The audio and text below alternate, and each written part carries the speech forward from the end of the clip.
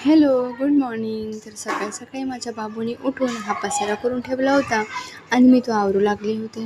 आज माझा बाबू माझ्या आधी उठला होता. त्यानंतर त्याचा खेळणीचा पसारा आवरून घेतला आणि किचनमध्ये सुद्धा काल रात्री त्याने भांडी पाडून ठेवली होती, मग तीही मी उचलली.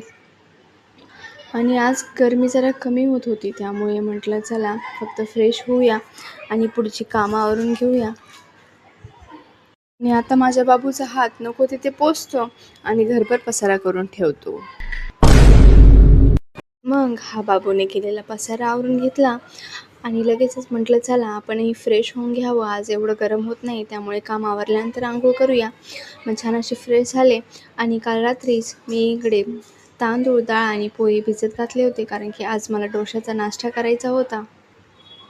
काही नाश्ता बनवून खूप दिवस झाले होते, त्या म्हटलं चला आज मस्त असा डोशाचा नाश्ता बनवूया.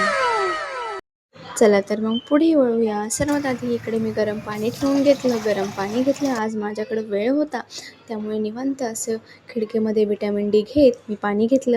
त्यानंतर पुढे लगेचच डोशासाठी लागणारी चटणी. मी इथे शेंगदाण्याची चटणी बनवते. ही खूप टेस्टी होते. यामध्ये भाजलेले शेंगदाणे, कोथिंबीर, मिरची आणि लसूण टाकून ह्याला मस्त बारीक करून ठीक आहे, समज गया. मिक्सरमधून असं मस्त याला बारीक करून घेतलं आणि फोडणीची तयारी केली. तसं तर नारळाची चटणी बनवतात आणि मिक्स चटणीही बनवतात, पण मी इथे फक्त शेंगदाण्याची बनवते आणि ही चटणी इतकी टेस्टी होते. आता इथे मी कढईमध्ये मस्त जिरे, मोहरी आणि कढीपत्ता टाकून मस्त असा तडका दिला होता या चटणीला आणि इतकी छान आणि टेस्टी होते ना ही चटणी की वाह! एकदा खाल तर परत परत मागाल वाह! त्यानंतर पुढे लगेचच डोसाचं बॅटरही काढून घेतलं आणि यामध्ये चवीनुसार मीठ आणि जरासा बेकिंग सोडा, तुम्ही हवं तर इनोही वापरू शकता आणि मस्त असं त्याला हलवून जरा वेळ रेस्टसाठी ठेवून दिलं. आता जरा वेळ पीठ भिजेपर्यंत म्हटलं इकडे लगेच चपात्याही उरकून घ्यावे. पटापट अशा चपात्या उरकून घेतल्या आणि आज डब्याला मला बनवायची होती टमॅटोची चटणी.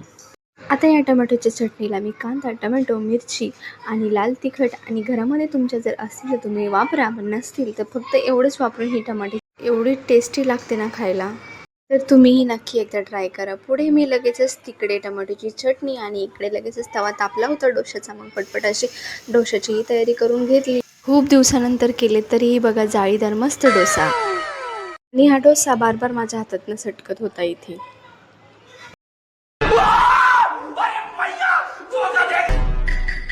त्यानंतर पुढे लगेचच कामात काम, डोसेही आणि चहाही इकडे ठेवून घेतला.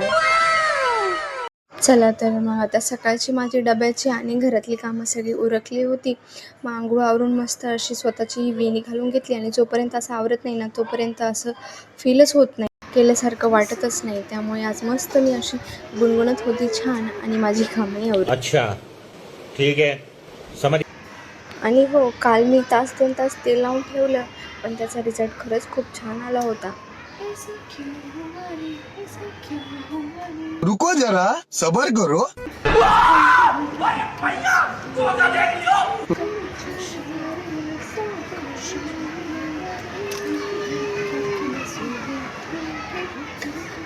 बाबूसोबत वेळ घालून आणि त्याला झोपताना गाणी वगैरे म्हणायला लागतात, त्याच्यामुळे मलाही या गाण्यांची सवय झाली आणि सारखं काही ना काहीतरी गुणगुणत असते. चला तर मग आज या किटकडे वळूया.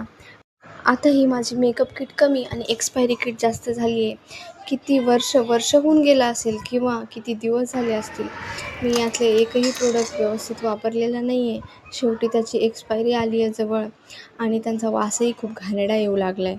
दिवसापासून ही प्रोडक्ट फक्त घेऊन ठेवलेत, पण एकदाही यूज नाही केलीत मी, कारण की प्रेग्नन्सी आली आणि त्याच्यानंतर कुठं जाणं येणं पण होत नाही माझं आणि बाहेरही निघणं होत नाही. त्यामुळे हे सगळं वापरायला वेळही मिळत नाही आणि मेकअप करायलाही संधी मिळत नाही. ठेवून आणि पडून त्यांचा अक्षरशः वास यायला लागला. ही सगळी प्रोडक्ट मी फेकून दिली आज.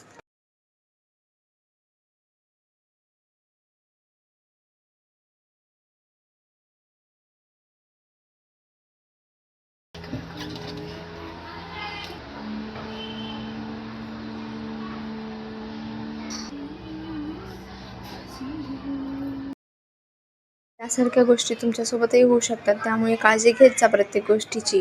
चला तर मग असा होता आजचा व्लॉग. पुन्हा भेटूया माझ्या बाळासोबतचा. हा व्लॉग तुम्हाला आवडल्यास नक्की लाईक करा. Bye bye.